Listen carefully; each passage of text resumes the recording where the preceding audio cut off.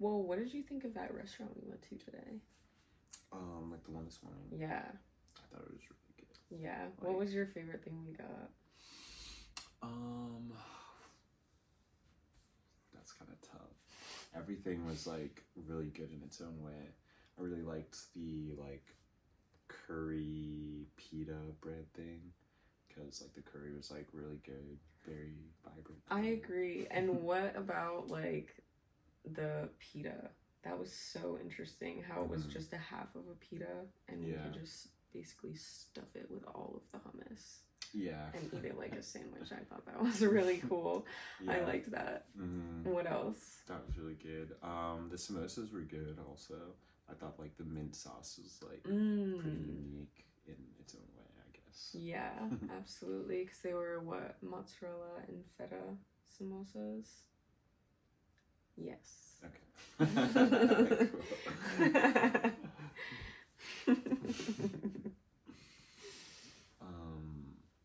what else do we have? And we had like the burrata, which was okay. Yeah, well, as you mentioned it last, it wasn't the most memorable.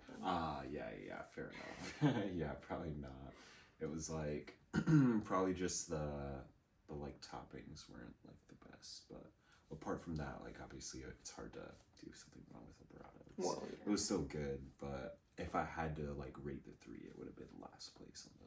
Okay, what would your number 1 have been? I guess probably the curry and pita bread if I had to guess. What about you?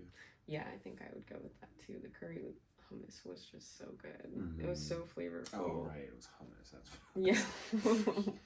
fully forgot about that. I think you said. Oh, did I? I think so. I mean, whatever. It was curry hummus. Okay. It was really good. It was. Yeah, the color was super vibrant. It was so beautiful, so vibrant. Amani, I think, was what it was. The place was called. Oh, okay. Yeah, it was really good. Yeah. Some random spot. I know, right near the Airbnb. Yeah. But anyway. Yeah. To get on topic. Today, Millie, of course, we're talking about. Well, maybe not, of course, for those of you who aren't us. Today, we'll be talking about Manchester United. Kind of touching on the first game of the season and just any of your initial thoughts, I guess, on the team would be what I'm the most interested in today, Millie. Yeah, it was interesting. First game of the season, and then obviously coming off of like preseason and all of that, there were like a few games that we watched during the summer before the season kicked off. And yeah, I mean, I guess like it was just like a weird opening day, you know, really weird in my opinion. I think like Manchester United, they played decent. Like it wasn't a terrible game against Arsenal. They played decent football, created at least 22 shots. But I think like reality maybe just isn't quite settled in for like people yet. I think like it's still like so early into the season, so people don't want to like harshly judge yet. And like I said, like, you know, coming off the back of last season, like trying to give like the manager a clean slate to try to you know, prove himself this season despite like the failure of last season.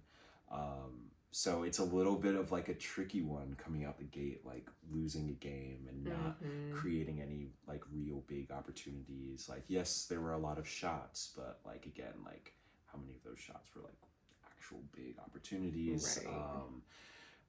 Right. I think like we, you know, the addition of like Cunha, Mimbo have been like unbelievable. They're both like very dynamic players. They're both very like skilled on the ball, and I think they definitely add a lot to the team. But yeah, I guess we'll just have to wait and see. I mean, I don't know. I think it's tough when you lose that first game and then, you know, the immediate argument is like, oh, it's Arsenal. It's a team who's been challenging for the league. It's like a, you know, one of the best teams in the league. But, you know, the counter argument for me is just like, this is Manchester United. We're talking about a team that has bullied Arsenal off the field in the past for decades. That's what I grew up watching, right? Yeah, yes, there was a rivalry. All right, I won't be unfair in saying that, but I think we all know who the champions of England really were, like in Manchester United's heyday. So it's just like a little bit weird, you know, you're here, like I'm seeing like the rhetoric online, you know, fans are defending like, you know, the manager defending the performance and like the players and such. The and like usual. the usual, yeah. And on one hand, like I can hear that, you know, we're only in the first game of the season. It's tough to like, you know, condemn them and say anything, you know. Yeah. But it's tough because last season was hurtful. It was painful, you know. So it's like a forgive, but you don't fully forget, you know. And that's kind of like I feel like why there is a crowd that's a little bit impatient and wants to see more tangible results, wants to see more goals scored, wants to see like more dynamic football, right? Like I think like people have a bit of a misconception of like what dynamic football is, right? Like dynamic football is when a team is building an attack as a unit. Dynamic football is not when one player dribbles 30, 40 yards with the ball at his feet and then picks his head up and is on an island by themselves, right? That happened 3 or 4 times in the Arsenal game where it was either Cunha or Membo who had taken the ball, taken space brilliantly and gone on, but it's like there's not a build-up around them. We don't have possession or numbers or anything that was around. So a lot of those times we saw, like with Cunha's opportunity, it's like he broke through so many players, but by the time he sprinted 40 yards, his shot was a pass to the keeper, right? Because he was gassed. Yeah, he was we did see a lot of that. Yeah. So it's just like we need a bit more of that football where the entire team is connected, where like we're attacking as a unit. That way, Cunha and Membo have options when they get into those good positions higher up the field. That way, they have people to, you know, cross to and, you know, follow up on their shots and things like that. So just like a little bit more of a connected unit moving forward would be really helpful.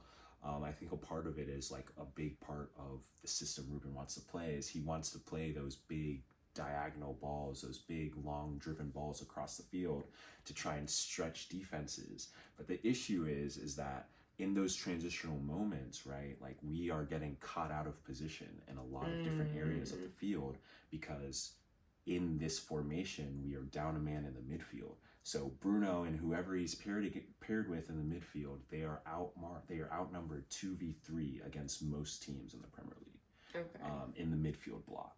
And so in those transitional moments, our midfield is getting ran through because there's an extra man. And it's something like I dealt with it in college a lot at different times when we were playing a 4-4-2 and I was a part of a 2-person midfield and you get overrun by that extra man and it's almost impossible to like build when you're outnumbered. And so we saw that as well over the weekend. Like Arsenal obviously was sloppy and was played a pretty out of character. Well, I don't know. It's Arsenal, so we don't watch them really. But anyway, they weren't playing like good football. But I say that to say there was still a number of times where they caught us out. We're able to play through the lines. We're able to transition on us. We're able to lock us in. We're able to, you know, force the game in their hands. And yeah, you know, that was kind of a few areas in which we didn't really, United didn't really excel in the game, and that's kind of why, like, the result was the way it was. You know, you can, is there anything you want to say really quick? Because I've been going for a minute. That's okay. I mean, the only thing I would comment on, of course, there were so many great points you made in there. But yeah, I mean, I obviously agree with everything you're saying.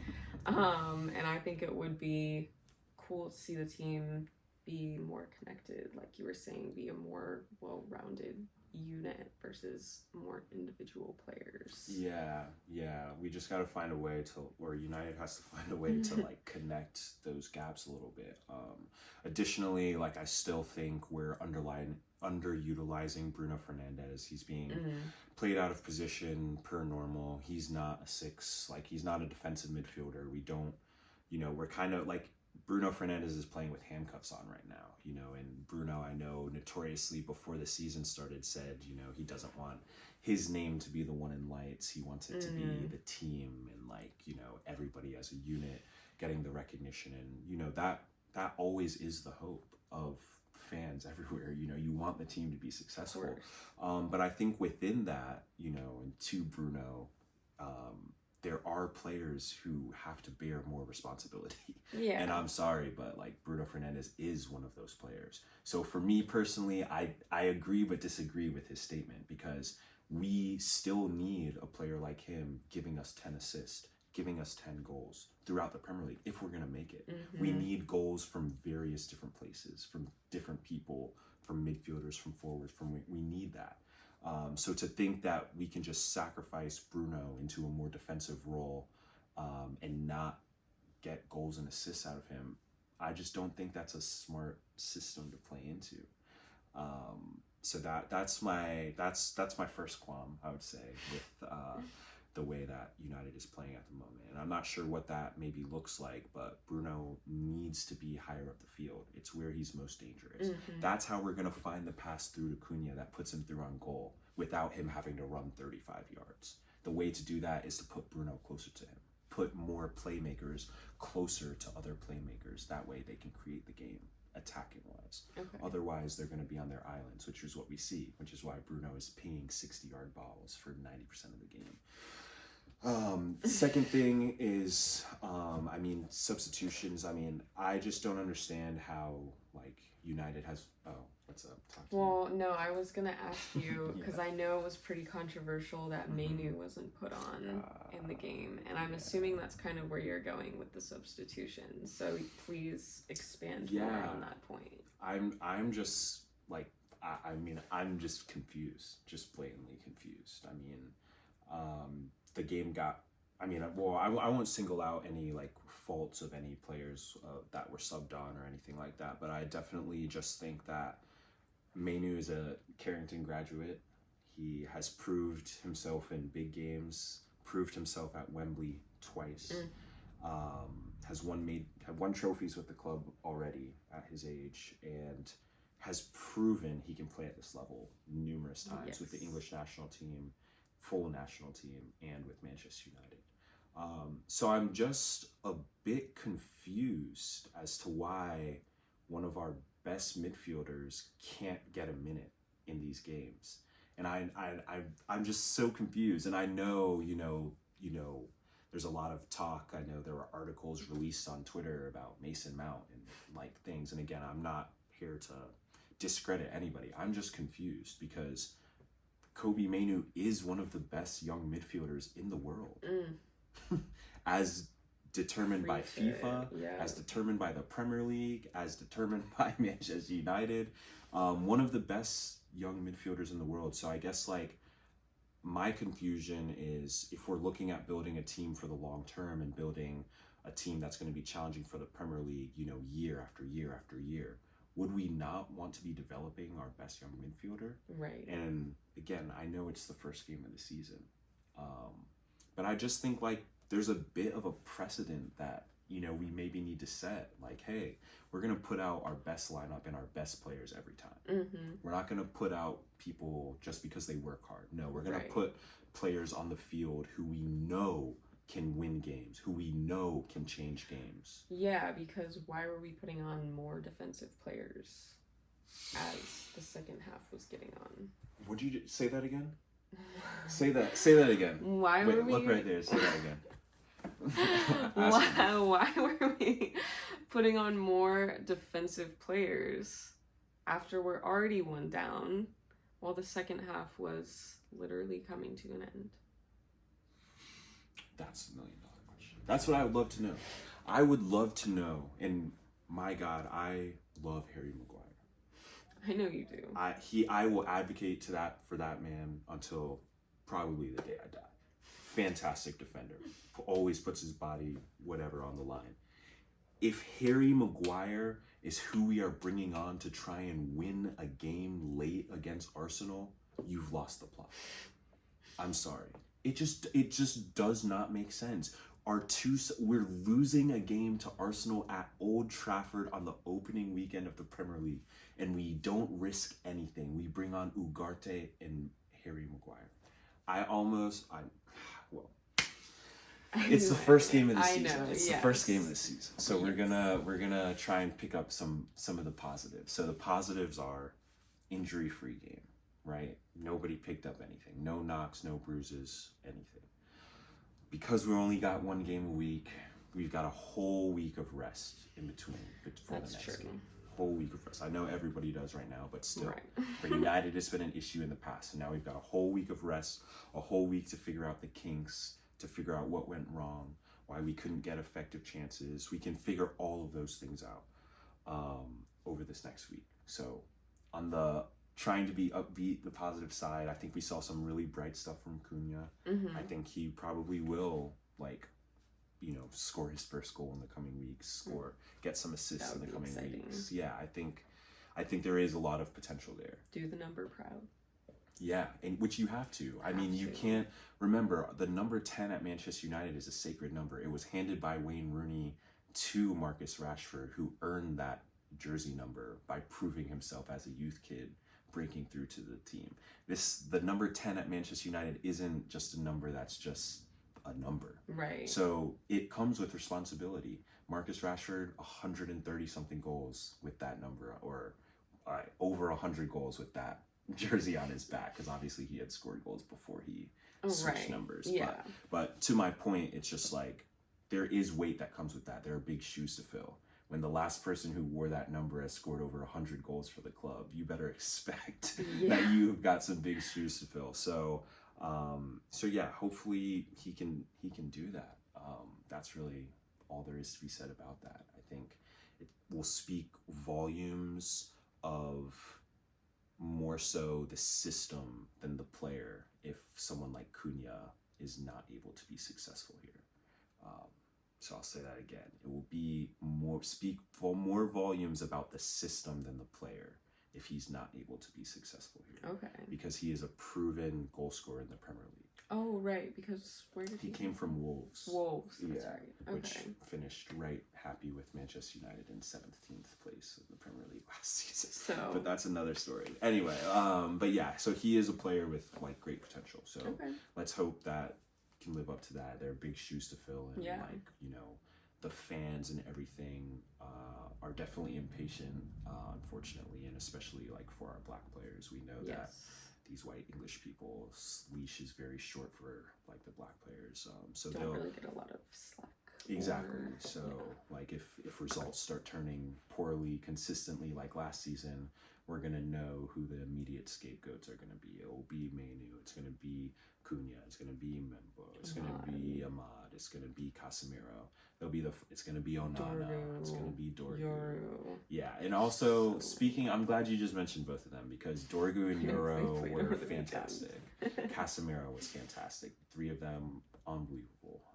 So I think there are like a lot of like good things like under the radar performances that did perform well. You know, De Ligt was another one, had a great game. So yeah, let's just hope that like some of the good things will be more prevalent, and hopefully some of the kinks will get worked out. Hopefully if we connect those little gaps in the attack, you know, and connect like the players a little bit more, they'll be able to actually like, you know, make something happen. Do the things. Yeah. But anyway, yeah, I think it was overall like an okay performance. I think I am never going to be a United fan that is okay with losses. Yeah. Losses are unacceptable. I feel like any supporter of a team in any sport. You'd be surprised right now. You'd be surprised. And that's what I'm saying. And it's something that Roy Keane, who's a United legend, you've probably heard me mention him before, but it's just like something he mentioned after the game. It's just like the standards at United have gotten so low because of last season. They've fallen so far because of the last few years, whatever you want to say, whatever you want to equate it to. But the standards have fallen so far that people are almost satisfied with a loss on opening day. And we for didn't me, lose that bad. Yeah, give me a break. It's an unacceptable mentality. Yeah. So like if the goal of this season is to be Premier League champions, to be Premier League challengers, this is the only loss we can afford, right? That has to be the mentality. Yeah. So it's not, you know, what Ruben said, we can beat everybody now. This shows we can. No, we're going to beat everybody. That is the plan. Every game that is a loss, every game that is a tie is a loss. And that's how this season has to be approached if Manchester United is going to make it back into Champions League places next season. And that ultimately is the only acceptable result of this season. Champions League and 1 domestic trophy. If not, changes have to be made. But for now, we'll stay positive and hope for the best. Top 4 domestic trophy has to be the goal for Manchester United, meaning no more losses. Yeah. Well, it has to be the mentality. What was your delusional guess for the outcome of the season? My delusional guess is that Manchester United will win the season of 2025 and 2026. But didn't you say they would... Oh, never mind. No, go ahead. No, that was it. That was just my delusional thing that they would win the Premier League title. So I heard it here first. it's my delusional prediction, and I really hope for it. Yeah. Yeah. So anyway, we'll see what happens. Yeah. So that's game day 1. Game day 1. And yeah, that's really all we have to say. Thanks for watching. Thanks for watching. Peace.